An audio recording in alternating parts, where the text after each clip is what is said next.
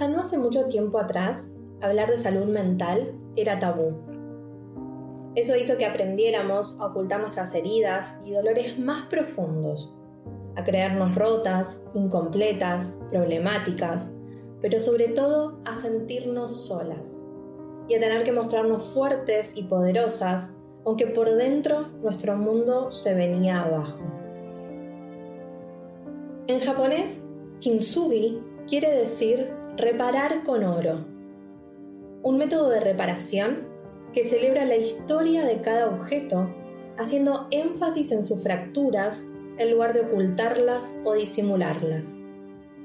El kintsugi da una nueva vida a la pieza, transformándola en un objeto incluso más bello que el original. Como una pieza de porcelana destrozada reencuentra su utilidad y al mismo tiempo aumenta su belleza, resaltando con oro la unión de cada fisura, las personas también podemos aplicar el kintsugi en nuestras vidas. Si sufrimos alguna situación dolorosa que nos dejó huella, tenemos la oportunidad de no hacer como si nada hubiera pasado y podemos contemplar la experiencia valorando todo lo que dejó en nuestras vidas.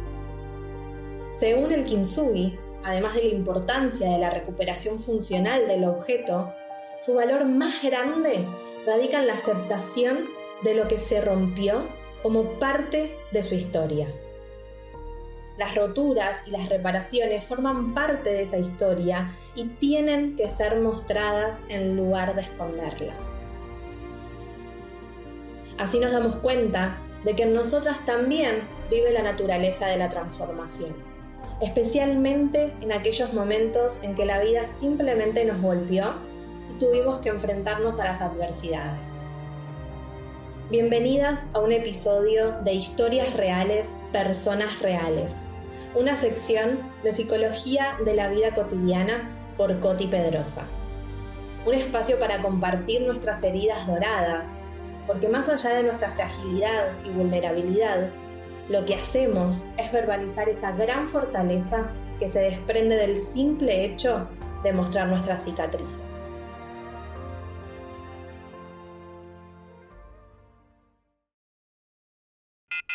Advertencia.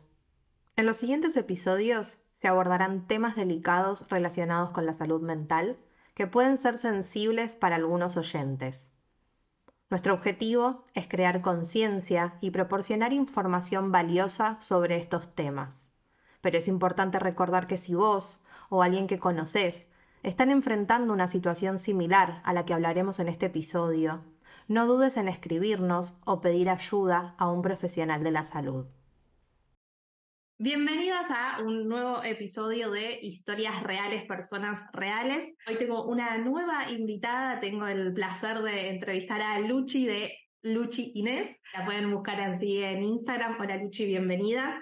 Sí, gracias por la invitación. Un placer tenerte acá y bueno, y que puedas compartir un poco de tu proceso por fuera a veces capaz de lo que uno, ¿no? A lo que uno se dedica y comparte en sus redes sociales y conocer también a veces un poco más a la persona. Parece que está buenísimo. Así que gracias también por aceptarlo, eso, y aceptar la invitación a venir a conocerte un poquito más.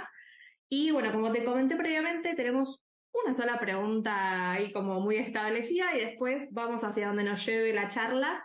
Y es que nos cuentes o que nos compartas cuál es ese momento, situación, circunstancia en la que vos algo hizo un clic y dijiste, necesito pedir ayuda, necesito levantar la mano, necesito trabajar activamente en mi salud mental. Bien, creo que nunca me habían preguntado eso. Gracias, la verdad es que creo que la salud mental, en mi caso, como es algo que lo tengo como desde chica realmente incorporado, por venir de familia que por ahí sufrió problemas con salud mental y lo vengo esto como viendo desde muy chica, que es algo importante y cómo puede afectar a las personas. Real, fui a terapia a los 5 años. Bien. Entonces, como que vengo desde ahí, claro. Después fui a los 5, después por mucho tiempo fui niña rebelde que odié y que dije no quiero ir al psicólogo nunca más o nunca más hablar de mis problemas porque yo puedo sola. La típica, viste, que por ahí mucha gente se resiste y que te dice como, no, yo no le voy a andar contando mis problemas a nadie, Sí. hasta adolescencia, terminar el colegio, crisis, una de tantas, primera gran crisis ya de semi grande, semi joven adulta, entonces ahí empecé terapia de nuevo con mucha resistencia igual, porque era como, qué bronca, pero voy a ir igual, a que me ayuden. Estuve un tiempo yendo a terapia, creo que no me acuerdo si ahí como que, creo que me dieron el alta. Después de unos años, 3 años habrán sido, después de grande ya viviendo sola, trabajando, ya con mi carrera estudiada y todo como publicista, otras grandes crisis. Y ahí de nuevo volví a terapia, que para mí terapia convencional, si se quiere, fue siempre como mi primera entrada a salud mental, aunque sabía, no sabía ni que se llamaba salud mental, pero era como, ok, voy a hacer terapia porque necesito hablar con alguien sobre estos temas para que me pueda dar, no sé, un punto de vista, me haga una pregunta o lo que sea para Sí. poder resolverlo, tener herramientas. Así que a mis 20, mitad de mis 20 volví y bueno, siempre fui así como entrando y saliendo, ¿no? De distintas terapias casi convencionales. Volví en el 2021, ya también con mis 30, ya como emprendedora, si se quiere, o Sí. freelance. O sea, como que pasé por todas las etapas de terminando el colegio, empezando la carrera, en mitad de mi carrera y cuando le di una vuelta a mi carrera de, ok, no quiero trabajar más en este formato de relación de dependencia, voy a trabajar independiente y me quemé mal. Encima fue 2021, medio de la pandemia, o sea, en eso que no sabíamos ni de si se terminaba, si se terminaba, con un volumen de trabajo muy fuerte, como con muchas responsabilidades de repente que no sabía que tenía que por ahí, o sea, que sí sabía que tenía que tener, pero no sabía cómo abordarlas, como ahí hablaba mucho yo justo en mi cuenta en esa época sobre, bueno, nadie te avisa que si vas a hacer freelance, tenés que saber de finanzas, de finanzas personales y del negocio, que tenés que saber, obviamente, de marketing, de publicidad, que yo vengo desde ese lado, pero bueno, hay toda otra parte que por ahí yo no tocaba, que de repente vas a hacer absolutamente todos los roles en un principio, que va a ser desgastante y que va a ser muy lindo, o sea, como me empecé a llenar como de un montón de cuestiones que por ahí no las tenía en cuenta y a la vez no reparaba mucho en, bueno, esto por ahí lo puede solucionar así, era como, dale, hay que hacer. Encima en esa época, en esos 2 años de pandemia, fue un no parar, no parar, no parar, no parar. Entonces, bueno, tuve el famoso burnout de todo, de redes, de la vida, de emprendimiento, de mucho cansancio, mucha ansiedad. Bueno, y ahí retomé terapia y sigo hasta hoy. En el medio creo que surgieron, sí, otro tipo de, no sé si son terapias, pero herramientas como meditación, que empecé como de a poco, yoga también de a poco. Creo que esas son como las principales, ¿no? Como el autoconocimiento desde distintos lados.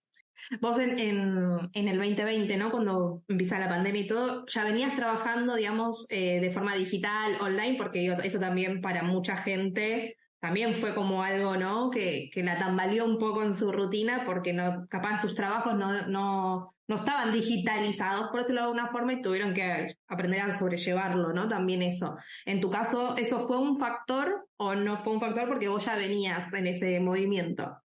Y más o menos porque yo empecé a trabajar así remoto fines del 2019, entonces Claro. fueron 3 meses después. La Justito. Literal, sí, fueron 3 meses en donde dije, ah, bueno, ahora todos van a estar así como yo, pero a la vez yo también estaba recontraaprendiendo. Me acuerdo que uno de mis primeros posts, porque ahí también había empezado a compartir en mi cuenta, que eso fue como otro temazo de compartir, yo viniendo de un lado muy introvertida. Y me acuerdo que una de las cosas que compartí fue bueno, ahora que están todos en la misma que yo, les tiro un par de recomendaciones que yo estoy aplicando, que también estoy aprendiendo de cómo se trabaja de esta forma. Pero no, sí, fue un aprendizaje medio en paralelo con todo el mundo. Sí. ¿Y cuáles sentís que justamente que fueron como esos grandes aprendizajes, ¿no? En este último periodo. Hablaste algo de también querer dejar tu trabajo en relación de dependencia, ¿qué implicancias tuvo eso? No sé cómo es en tu caso, pero cuando uno viene capaz de familias o crianzas donde siempre el modo fue trabajar para otros, a veces también suelen aparecer, ¿no? Como comentarios de no, vas a dejar tu trabajo, estás segura, que mira que esto es lo seguro. y ahí empiezan a pasar un montón de miedos, ansiedades, incertidumbres, que a veces uno no sabe hasta qué punto, che, ¿esto realmente es mío o es que estoy replicando lo que estoy escuchando o lo que siempre escuché a lo largo de mi vida? ¿No? Digamos, ¿cómo fue para vos ese proceso? El proceso de pasar a ser freelance, y sí, Sí. fue premeditado porque, como yo siempre digo, es como, creo que es algo que supe que quería hacer desde que empecé a trabajar en relación de dependencia. En mi caso vengo por ahí de familia más emprendedora, si se quiere. No de hecho, algo que me da mucha curiosidad o que yo quería trabajar en oficina. O sea, al principio, cuando salía al mercado laboral, era como, voy a tener una computadora y otro. Y después era, ay, no voy a ver el sol en todo el día, ok. Hay otros factores que no me coparon, pero bueno, como mi familia esto venía de tener sus propios negocios, puntos de trabajo, por ahí no tenía eso. Sí, nada, siempre me costó el tema de la inestabilidad. O sea, una vez que estás en relación de dependencia tenés esa estabilidad que siendo freelance no, pero como siempre tuve esas ganas de hacer lo propio, creo que un poco lo fui construyendo y premeditando y macerando en mi cabeza durante varios años. Y bueno, llegó el momento, como te digo, fue a fines del 2019, que encima no fue solo dejar la relación de dependencia, sino que encima me mudé de país, de ciudad. O sea, era como todos los cambios juntos que podía hacer los hice 3 meses antes de que haya una pandemia. O sea, Bien. fue el momento. Entonces, nada, cuando llegó el momento este de renunciar, cuando yo renuncio, había estado, mi último paso, digamos, por relación de dependencia fue una agencia de publicidad en México. Yo me fui a vivir ahí y trabajé como nunca en mi vida, muchísimas horas, como que estuvo buenísimo, pero a la vez como era muy, muy, muy desgastante, y creo que fue mi último año en donde dije, ok, tengo que hacer esto. Un poco también me había ido a trabajar allá porque siguiendo este plan de ser freelance me permitía ahorrar, estar allá y trabajar, ¿no? Como con el ingreso que iba a tener y la forma de vivir allá era posible. Y entonces, bueno, medio que fui cumpliendo, por eso digo que lo premedité desde un poco antes, me armé, si se quiere, ese plan, aunque yo digo que recién ahora me estoy como acomodando, si se quiere, o aprendiendo a planificar como más a largo plazo. Ahí medio que con las herramientas que tenía me fui armando mi plan, y bueno, y llegó el momento, eso, había como empezado a trabajar con algunos clientes freelance mientras estaba en agencia, había arreglado con esta agencia para seguir trabajándoles de forma remota de nuevo. Cuando no se trabaja remota, medio que los tuve que convencer y explicarles ¿Qué cómo es esto? Claro. funcionaba y que estaba todo bien. Bueno, fue empezar a moverme, a avisar, estoy trabajando freelance. Y en el medio surge de lo de, ok, ¿qué más quiero hacer? Además de ser freelance, me hice una famosa listita de actividades que podía hacer, y entre ellas estaba dar cursos, talleres que nunca había dado, no sabía cómo se daban, pero los puse. Y otro muy gracioso, como por ejemplo hacer granola, porque en un momento yo hacía granola y la vendía, o sea, como que había puesto todas las chances posibles que tenía de trabajos para cuando deje ese trabajo y ese ingreso fijo. Así que bueno, un poco esa fue mi transición, mi paso. Sí, obviamente estuvo cargado de incertidumbre, de ansiedades, pero creo que fue muy lindo a la vez que haya sido, por ahí en ese contexto tan de locura. Sí. Me abrió muchísimas puertas, me metí o me sumergí en un mundo que no conocía, como el de las redes, el de la famosa generación de contenido, el intercambio con gente desconocida que de repente te decía, che, gracias por compartir o por traer este tema o por hablar de esto. Después, cuando finalmente empecé con los cursos, los talleres, también había sacado un ebook, era como gente agradeciendo por eso, porque, no sé, era algo nuevo, y a mí se me explotaba la cabeza, el corazón, todo. Entonces fue como un mix de De sensaciones. emociones. Hablaste recién en un momento de incertidumbre y ansiedades, que creo que, por supuesto, que pueden aparecer en un montón de cosas en la vida, pero propias, ¿no? Del que trabaja freelance o que trabaja independiente o tiene su propio negocio, su propio emprendimiento, es un poco ese cotidiano, ¿no? Entonces, digo, ¿cómo lidias o lidiaste con esa incertidumbre y esas ansiedades? Sí, creo que sí, hoy también toda la incertidumbre.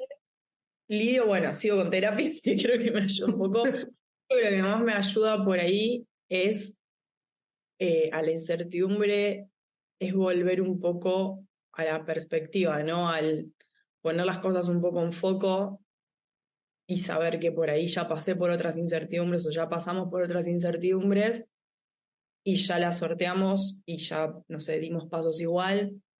La famosa frase esta que dice que, bueno, que lo único constante es el cambio. Yo creo que Sí. también lo único constante es la incertidumbre, que tiene que ver con el cambio, entonces también amigarme un poco con eso, con saber que, bueno, no sé qué va a pasar. Ahí entra esto otro que te digo de empezar a practicar mucho, no sé, el mindfulness o la meditación, el saber que, bueno, cuando estoy pensando demasiado en lo que va a pasar, trato de volver al ahora, dentro de lo que se puede, porque tampoco es que soy una maestra yogi que te puedo decir igual presente, no, obviamente. Sobre todo, yo ahora estoy en Buenos Aires, vivimos en una incertidumbre constante, entonces trato sí de aferrarme como a las pequeñas o grandes cosas que están pasando ahora, que están buenas, y con eso me permito construir un poco lo que va a seguir para adelante, ¿no? Como para no reventar, porque creo que es fuerte, sí. ¿Te pasó en algún momento? Porque muchas veces pasa, ¿no? Por ejemplo, en consulta, que el hecho de la incertidumbre termina siendo un gran autoboicoteador, ¿no? Entonces, como no sé lo que va a pasar, entonces me quedo en donde estoy por miedo, ¿no? Porque quiero una certeza de que si lo voy a hacer va a salir bien. Bueno, hago un spoiler, no vamos a tener nunca esa certeza, pero ¿te pasó en algún momento estar en ese lugar o siempre, o en la mayoría de momentos decir, bueno, sí, está esta incertidumbre, no tengo ni idea qué va a pasar, tengo un montón de miedo, pero voy igual hacia eso? Sí, todo el tiempo. Sobre todo, yo vengo de laburar con creatividad, en agencias laburaba como creativa, sigo laburando así, y la creatividad te trae incertidumbre y ese miedo todo el tiempo, ¿no? El qué va a pasar. Y bueno, y siendo emprendedora, freelance o lo que sea, en donde sos tu propia marca, lanzas tus propios productos o servicios, también vives incertidumbre de va a gustar, no va a gustar, va a pegar, no va a pegar. Este año me pasó, por ejemplo, ahora hace 3 meses lancé un club de creatividad y, o sea, lo trabajé durante 3 meses, 4 meses más o menos y vivía. Un día me despertaba y decía, esto está buenísimo, otro día esto no va a funcionar, otro día va a pasar, se va a notar gente, no se va a notar gente. Así que creo, y algo que aprendí también es que a pesar de ese miedo y de esa incertidumbre, que eso siempre va a estar, es hacerlo igual, ¿viste? Como también una frase que siempre se dice, el hacelo conmigo, pero hacelo igual porque, aunque suene muy trillado, Es eso va a real. estar en existencia, claro, o esos fantasmas van a aparecer, es propio de, creo, la mayoría de las personas. Creo que es incluso un mecanismo medio de defensa de nuestra cabeza, tal vez. Pero bueno, hay que hacerlo. Sí, creo que me gustaría que por ahí aparezca menos, porque como es desgastante también estar luchando todo el tiempo contra eso, pero bueno, se sigue tratando. ¿Crees que tuviste que, en esta transición, ¿no? Entre pasar de en relación de dependencia a ser freelance, aprender ciertas habilidades internas que capaz no se ponían en juego por trabajar de un modo y sí de repente trabajando como freelance? ¿O que capaz descubrirlas de que ya las tenía y que como, ah, mira, no sabía que podía poner este límite o podía decir esto o comunicar de tal forma? ¿Cómo fue, digamos, esa transición desde como esa perspectiva más interna, si se quiere? No, eso para mí fue lo más hermoso y grande de todo, porque cuando vos laburás en relación de dependencia, justamente dependés de que alguien más te apruebe, de que alguien más te valore, de que alguien más, bueno, te pague, por supuesto. Y para mí, cuando laburás por tu cuenta, es como un trabajo muy interno también que tenés que hacer con vos mismo, porque medio que haces un curso acelerado, un máster de venderte, de quererte un montón, de valorarte un montón, porque medio que si vos no haces ese trabajo interno para mostrarte al mundo, mostrar al mundo lo que haces, medio que no te lo va a querer nadie, sino. Así que para mí ese fue como el cambio interno más grande que se fue dando de forma medio eh, espontánea, si se quiere, no es que yo dije, no me hice un plan de, bueno, voy a hacer freelance, voy a trabajar en mi interior, no. Yo tengo algo y es que por ahí soy muy de ir a las cosas, El otro día me dijeron que tengo muy claro el qué quiero y después el cómo medio que se va dando. Ahora estoy trabajando en la parte del cómo para que no sea situación, pero yo tenía muy claro el qué, listo, quiero ser freelance. Y el cómo o estos pasos internos se fueron dando y creo que fue un caminito de, bueno, renuncié, bueno, de repente cuando renuncié empecé a hacer trabajo freelance y esos clientes valoraban mi trabajo. Cuando fue lo de mi cuenta también, empezar a ver que un montón de gente le gustaba lo que hacía, que capaz que trabajando en agencia jamás me lo habían dicho, porque también publicidad y el ámbito donde yo trabajo es mega competitivo. Entonces, tener un reconocimiento, o sea, tenés que ser lo más de lo más y tenés que dejar absolutamente tu alma y tu cuerpo y te van a dar literalmente un premio y ya, o sea, y Y ahí encima ese quedó. premio, sí, fíjate si es muy internacional o no, porque si no tampoco vale tanto. Entonces, vivís todo el tiempo con esa carrera de tener que demostrar lo cuán creativo sos o cuán inteligente o lo que sea. Y para mí fue un volver a querérmela a mí misma, a creer en lo que hacía, a creer en mi creatividad, a creer que lo que hacía podía servir desde otro lado, no desde el lado de para una campaña, no sé, para una mega empresa, sino que capaz que servía para ayudar esto a emprendedores, a personas que estaban bloqueadas o que no sabían por ahí cómo comunicar bien las cosas. Me sirvió eso como desde muchos lados y que, nada, como que si lo pongo en la balanza, sí fue un cambio interno espectacular, que no lo cambio por trabajo, creo, fijo. Vos hablabas recién, ¿no? De esto de el alcance capaz que justamente se dan las redes sociales. ¿Sentís que en algún momento también pudo jugar en contra? Porque digo, hoy en día pasa mucho esto también de la ansiedad a veces que generan las redes sociales o lo fácil que hoy también es, vos hablabas del ambiente de competitividad trabajando en una empresa, ¿no? En una agencia, y justo di una charla de estrés el otro día para emprendedoras. Y claro, decía, hoy en día la competitividad es las redes sociales, entrar y de repente ver personas que están haciendo lo mismo que yo y a dónde nos lleva muchas veces la mente, ¿no? A qué lugares nos empieza a llevar la mente cuando empezamos a ver lo que hacen otras personas.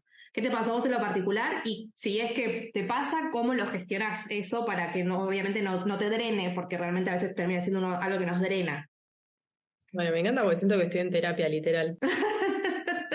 Porque es un temazo que vengo hablando, bueno, de hecho, en este club, comunidad que estamos creando, hablamos un montón de esto porque siento que fue pico pandemia, pico explotar todo, pico reinventarnos, pico de volver a las redes, o sea, volver o activar redes. Las redes son lo más, las redes nos abren puertas, estamos todos reconectados, aguante estar así, juntos, unidos, mil vivos por día. 2020, 2021, el año pasado medio que todo empezó a cambiar y este año para mí fue la detonación misma de todo, para bien y para mal. Y en eso me incluyo. Yo en el medio también tuve un parate muy grande de redes porque volví a trabajar en un trabajo freelance fijo durante un año y medio casi, que lo necesité aparte porque esto como entre quemazón de haberme mandado con todo, más cosas de la vida personal que no pude manejar, entonces era como, bueno, sí, necesito esto, anclarme un poquito porque no doy más. Y claro, y volver, que fue creo que un poco un salir, salir así como de las cenizas, un renacer, medio el meme ese del oso que está saliendo de la cueva y está todo despeinado después de hibernar. Bueno, yo estaba medio así a principio de este año y fue, ok, ahora hay que volver, ya no estaba más con ese trabajo freelance fijo, tenía que volver 100% a mi trabajo freelance y eso implicaba las redes. Y yo y quedé como muy aturdida, ¿no? Como quiero volver y a la vez no, sigo en esa, sigo trabajándolo porque me sigue costando muchísimo.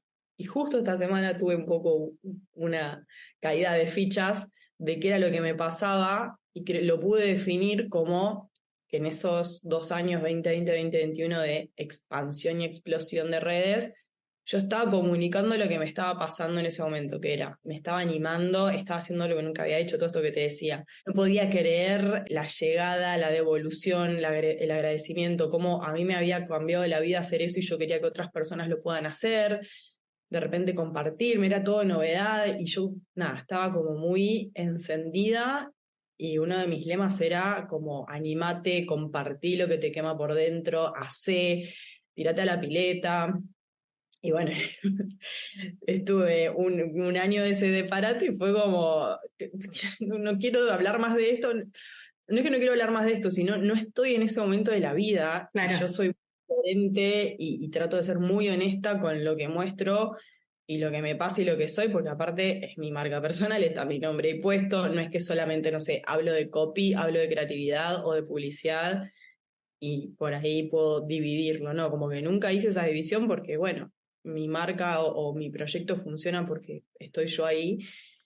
Entonces me costó mucho en este año y pico como, ok, ¿cómo vuelvo? ¿Qué quiero decir? Como que me desconecté de eso que me quemaba por dentro que quería comunicar. Tampoco quería estar hablando de, che, la verdad estoy en una que no sé ni qué quiero, o sea, no quería ser reiterativa como en, no sé si la negatividad o ser negativa en que no me sentía bien, digo, sentía que ya estaba como muy repetitiva con eso.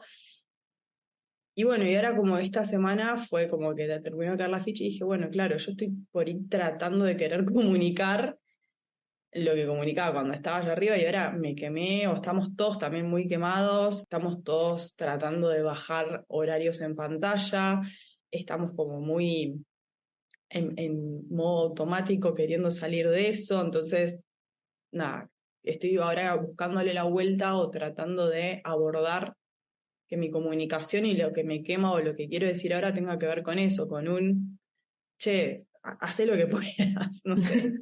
Estamos todos en una. De hecho, sí, o sea, no sé, estamos todos en una y estas son mis no recomendaciones, porque ni idea.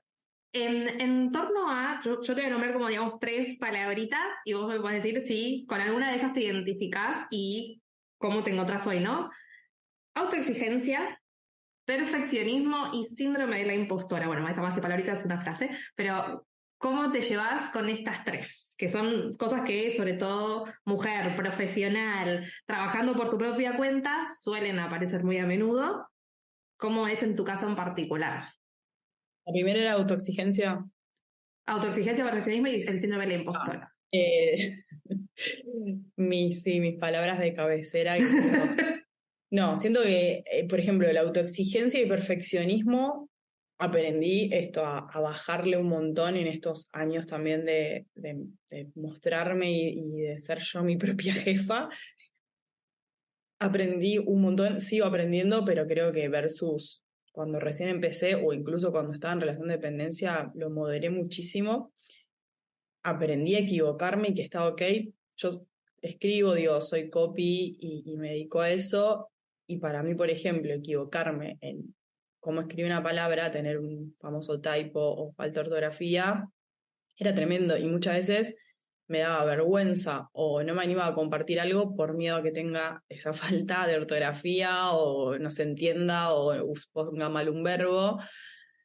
Y bueno, y me di cuenta que sí, o sea, si lo ve un corrector o alguien de edición, seguramente vea 10.000 errores, pero dije, ok, yo escribo, tal vez no soy correctora, entonces aprendí a bajarle eso, aprendí a usarlo a mi favor, el no perfeccionismo, si bien sigo considerando que hay que tener criterio para compartir cosas o para comunicar algo. No es que voy a hacer todo así nomás, total, no me importa el perfeccionismo, sí quiero y valoro mucho mi trabajo y quiero que mi trabajo salga bien, pero porque yo quiero transmitir eso, pero sí aprendí como a bajar un poco en ese sentido, ¿no? En el, bueno, va a Que salir sea más bien. saludable.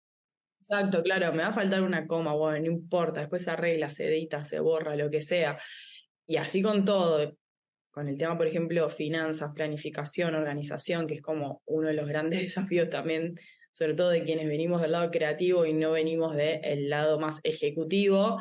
Y creo que sí, como que este año es como que di grandes pasos en ese sentido de bajarle la autoexigencia. Ok, esta semana logré hacer estas 3 cosas y estuvieron bien, la semana que viene voy a hacer estas otras 3. Porque, por ejemplo, en este 2021, que fue donde volví justamente a terapia que te decía, una de las cosas que me pasaba era que había consumido tanto contenido, si se quiere, sobre productividad, gestión de negocios, hacer números, tengo que llegar a este número y tengo que organizarme y tengo que mandar todos estos mails y tendrías que hacer esto y tendrías que hacer lo otro, todo. Me hice todos los cursos, me vi todos los tips, me guardaba todos los posteos, hablaba con todo el mundo y colapsé porque me agarraba una angustia tremenda en decir, pero yo no puedo hacer todo esto y no sé ni siquiera cómo se... También, bueno, delégalo y qué sé yo, no sé cómo se delega, o sea, como que tenía muchas dudas y estaba muy trabada con esto, demasiadas cuestiones que estaba aprendiendo al mismo tiempo y creo que ahí también aprendí a decir,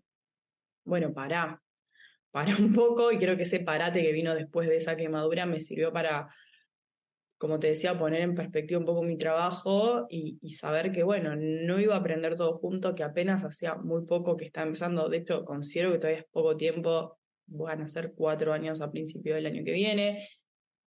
Son como primeros pasos y aprendí a valorar mucho el camino recorrido, ¿no? Y como que también, bueno, exigite todo lo que quieras, pero mira todavía todo lo que estás haciendo que está bueno.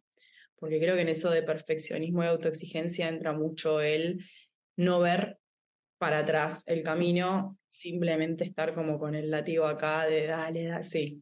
Y bueno, estoy viniendo todos los puntos porque creo que ahí también tiene que ver no solo terapia, sino esto que te digo, ¿no? El de hacer muchos ejercicios, sobre todo de escritura, que tengan que ver con el presente, con el agradecimiento, con las retrospectivas de esto del mes, del día, de la vida.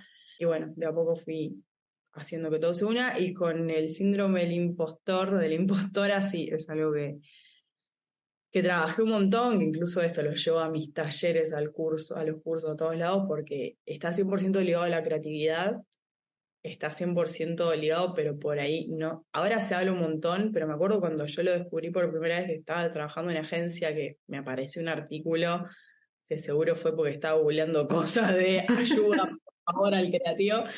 Y lo vi por primera vez y dije, sí, es esto lo que yo tengo, que era como sentir que no era suficiente o que se iban a dar cuenta que, no sé, que estaba engañando a mi jefe porque no era tan buena. Y desde ahí fue un caminito también de valorar y de esto, de identificar que, bueno, que si era buena, capaz que en agencia también pasaba esto, ¿no? Como vos podías ser la mejor de todas, pero arriba siempre iba a haber alguien mejor que vos y era como una carrera que no terminaba nunca y una competencia que no terminaba nunca. Y bueno, también cuando logré salir de ahí, tuve en el medio como un par de situaciones que me hicieron rever todo lo que yo había hecho, que por ahí, como te decía, nunca había sido, pero ni identificado en mi ambiente laboral.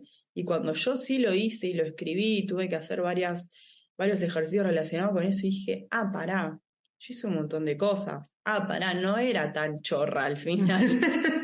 Trabajo. Pará, al final, mirá, me habían reconocido en este lugar. Pará, hice todas estas campañas que estuvieron buenísimas o ayudé a toda esta cantidad de marcas con mis textos, con mi copy, con lo que sí dije.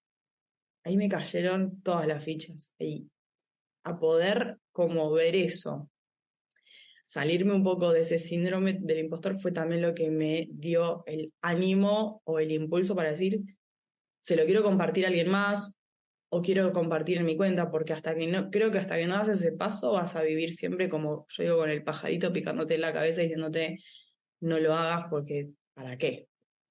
Hoy en día seguís haciendo, digamos, como este caminito de, como vos hablabas de la retrospectiva, ¿no? Y de ir viendo y pudiendo ir valorando las cosas que vas haciendo en la semana, en el mes, en el año, en el trimestre. ¿Te tomás ese trabajo y ese tiempo? Sí, 100%, trato de incluirlo hasta como una rutina. De hecho, lo estoy incluyendo así como parte del plan de negocio, si se quiere, o de planificación. Antes lo hacía por ahí de forma más esporádica, trataba de hacerlo aunque sea una vez al mes. Cuando también empecé a meterme como en esto del bullet journal y de todas las cosas que había para hacer en ese mundo que tampoco lo conocía, entonces, como que había visto una idea que era así, una vez por mes hacer como un poquito un resumen, un recap de pasó esto, pasó esto, pasó esto, y este año lo empecé a hacer un poquito más formal, más semana a semana, más como a conciencia y no tan, bueno, si me pinta. Así que sí, lo hago todo el tiempo y por suerte también lo que me pasa es que también cuando di este salto me empecé a rodear de un montón de gente como en la misma situación que yo y se armó una red bastante linda de apoyo, ¿no? De creativas o de personas que estamos en la misma. Entonces me pasa mucho que a veces cuando entro en esta de estar en replantear todo o en no poder ver lo que hice para atrás, aparece un mensaje o tenés una charla o pasa algo que te lo recuerda como permanentemente y hace que no te olvides, ¿viste? Es como, si bien estamos en este trajín de que medio que te lleva puesta la rutina, las redes, todo, pero siempre pasa algo o aparece no sé, un mensaje o una devolución o lo que sea que decís, ah, bueno, está bien, no estamos tan mal. Estoy en el camino. Sí, exacto. Hace un cachito nombrabas esto de la creatividad, ¿no? En relación fue justo con el síndrome del impostor. Y quería preguntarte justamente, desde tu mirada, ¿cómo crees que influye tanto positiva como negativamente la salud mental en la creatividad? Y esto, bueno, es un temón. Justamente cuando yo empecé a hacer todo este trabajito que te digo interno y bueno, y de lanzarme sola, qué sé yo, una de las primeras cosas que me di cuenta era esto, cómo no hablamos de salud mental en publicidad y en creatividad. De hecho, algo que pasa en ese ámbito es que se deteriora un montón y se exige un montón y se utilizan mecanismos, digo, ahora tal vez cambie un poco, pero hasta donde yo me fui en ese 2019 era llevarte hasta el límite con tu mente y con tu cabeza, al límite en todo sentido. Y yo decía, ¿cómo esto puede convivir con trabajar de tener ideas?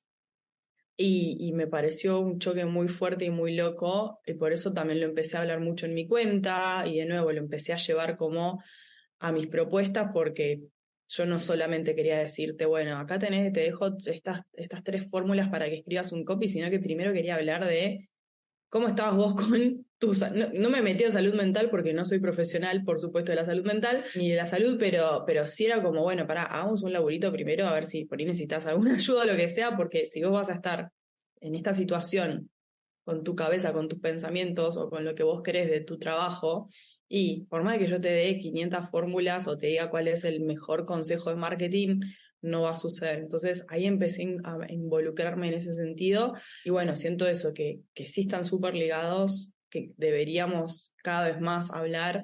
Sobre todo me parece que en el ámbito emprendedor hoy se habla mucho.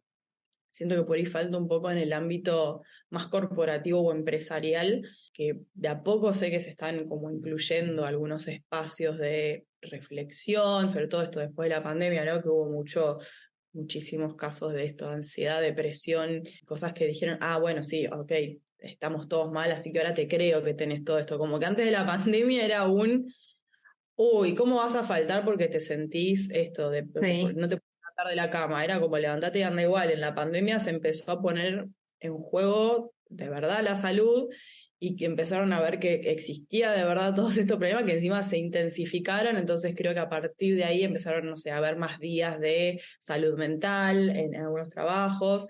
Pero bueno, va, creo que un poquito más lento. Y bueno, y como emprendedoras o como personas freelance también lo tenemos que traer nosotras mismas a nuestras vidas porque es un equilibrio permanente que tenés que estar haciendo entre emociones, trabajo y tratar de no explotar mucho o de no caer mucho porque a la vez vos sos tu propio trabajo, entonces sí es un laburazo. Vos hablabas de que te habías quemado, ¿no? Bueno, en el 2021. ¿Qué cosas tuviste que como aprender en cuanto a poner límites para que en la medida de lo posible eso no vuelva a pasar, ¿no? O sea, digo, puede pasarnos que nos volvamos a quemar, pero creo que también ese tipo de instancias nos sirven de autoconocimiento y decir, bueno, esto me llevó a esta situación, entonces, ¿qué tengo que modificar a partir de ahora? O al menos ser muy consciente de estas cosas para tratar de evitar que esto vuelva a suceder. Entonces, ¿cuáles son como esas cosas que tuviste que aprender y cuáles hoy crees, o sea, como son 2 preguntitas, y cuál crees que hoy son tus no negociables a la hora de estar trabajando? Creo que el límite fue conmigo misma primero, algo que aprendí justamente porque aparte de esto se juntó como con muchas situaciones que también me llevaron al límite y dije, no, bueno, hasta acá llego. Y el límite conmigo misma fue saber que no tengo que darlo absolutamente todo, como que también te dicen, ¿no? Como yo soy una persona muy dadora. Y esto, y de hecho lo leí el otro día en un libro de una escritora también que decía que ella era muy así, te doy todo, te doy mi dinero, te doy mi tiempo, te doy mi casa, te doy la casa de mi perro, te doy el dinero de mi perro, y así me reí. Yo me sentí igual, ¿no? Y en esto también de, bueno, me estoy lanzando, entonces tengo que darle absolutamente todo a todo el mundo, porque si no, no me van a comprar o no sé. De nuevo, no me van a creer. Y a la vez también entra un poco bueno, me encanta tanto esto que estoy haciendo que no tengo un límite y trabajo hasta cualquier hora o trabajo todos los días. Entonces, bueno, creo que el primer límite es el de, ok, podés dar, pero hasta acá. Fíjate cómo te está afectando en tu otra parte de la vida que no es trabajo, porque aparte de todo se me había convertido en trabajo. Cuando ya se pudo empezar a salir un poco, igual me costaba mucho salir, entonces también fue, ok, empecé a salir, empecé a ir a coworks, empecé a relacionarte con otras personas.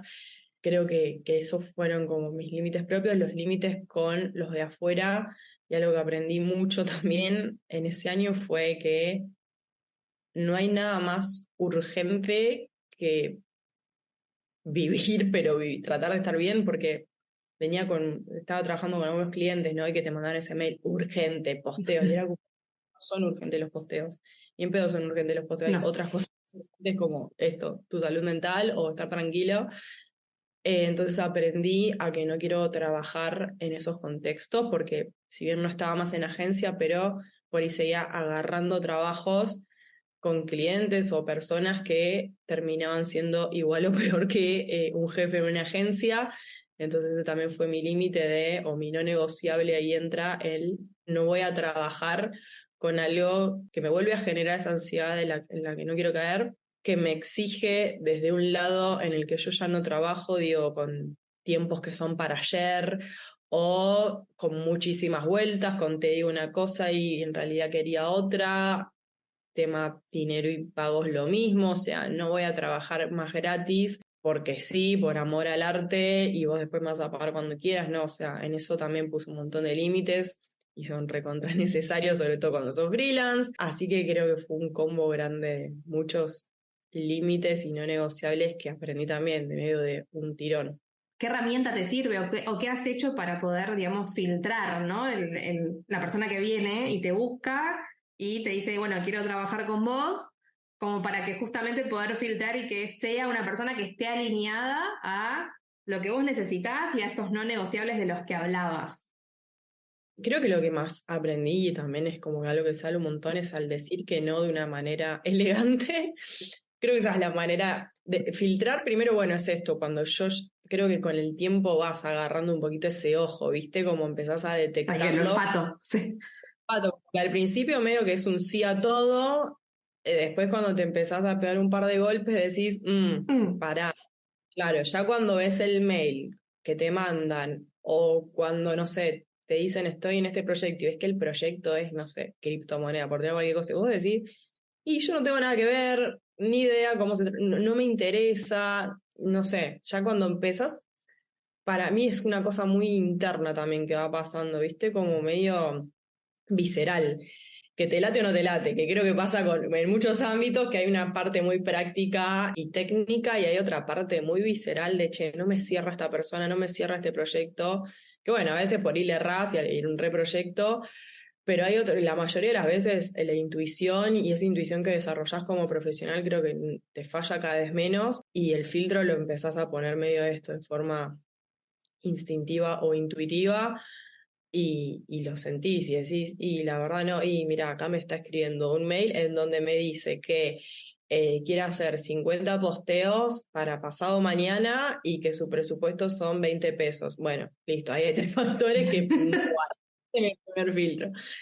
Que de nuevo, ahora lo digo así, pero al principio era sí, sí, dale, y encima necesitas más cosas, dale, lo vamos a hacer, por supuesto, mi equipo y yo, y era yo sola. Entonces creo que aprendiendo todas esas cosas es donde vos te vas armando tus filtritos y esto, y el decirles que no a esos proyectos y no sentir culpa para mí fue un gran alivio también, el decir, no sentir culpa en el sentido de también uno se va construyendo su trabajo, su marca y sabes que por ahí, si le pones energía y tiempo a ese proyecto, no va a llegar otro, y que sí después va a venir otro, porque también un miedo que hay muy grande es si le digo que no y necesito la plata, pero a veces también le aceptás algo solo por el dinero, que capaz que el dinero lo podés sacar de otro lado, lo tenés desde otro lugar, y estás en el medio de ese proyecto y decís, ¿para qué lo agarré? Y te juro que te deja de importar el pago que te van a hacer porque encima es insignificante. Entonces también como aprendí un poco a que eso va a ser mi filtro. ¿Te ha pasado de decir que sí y en el medio del proceso decir no, la verdad prefiero devolverle el dinero o que no me pague lo que resta porque prefiero preservar mi salud mental antes que sostener este trabajo? Sí, ahora no me acuerdo concretamente. Sí me ha pasado, no me acuerdo si por ahí de frenarlo, tampoco recuerdo de devolver dinero, pero sí que lo he pensado de te lo devuelvo, tomá, no, o sea, dejémoslo acá. Sí me pasó con proyectos que por ahí, no sé, estaban bien de dinero o no sé, en ese momento necesitaba, y que cuando se dieron de baja solo fue como, ¡fiu! Un Menos mal que alivio. sí. Insistí en que siga, sí. Sí, porque es eso, es como te toma todo tu cuerpo.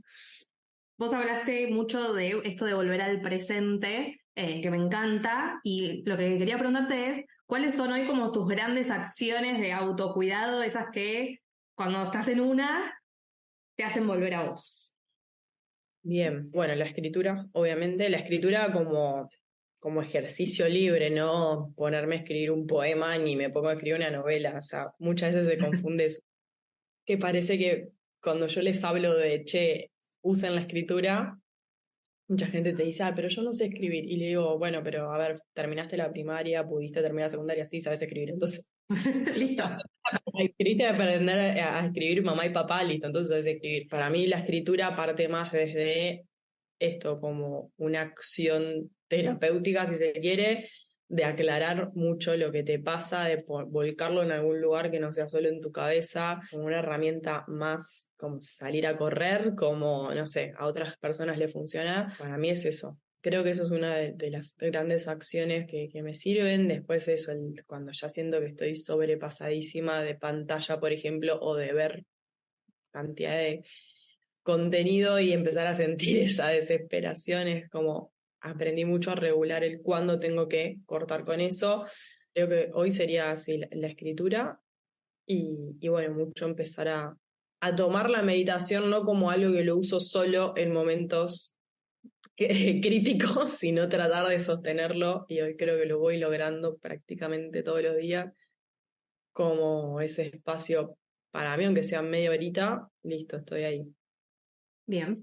Y por último, para cerrar, te quería preguntar, estos episodios va a llevar tu nombre y el título no lo pongo yo porque siempre digo que las protagonistas de la historia son ustedes, las que vienen acá se abren a contar sus vulnerabilidades, sus procesos. Entonces, es preguntarte cómo te gustaría que se llame el episodio.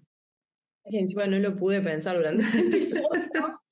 Creo que el episodio se puede llamar Empezá tu detox creativo.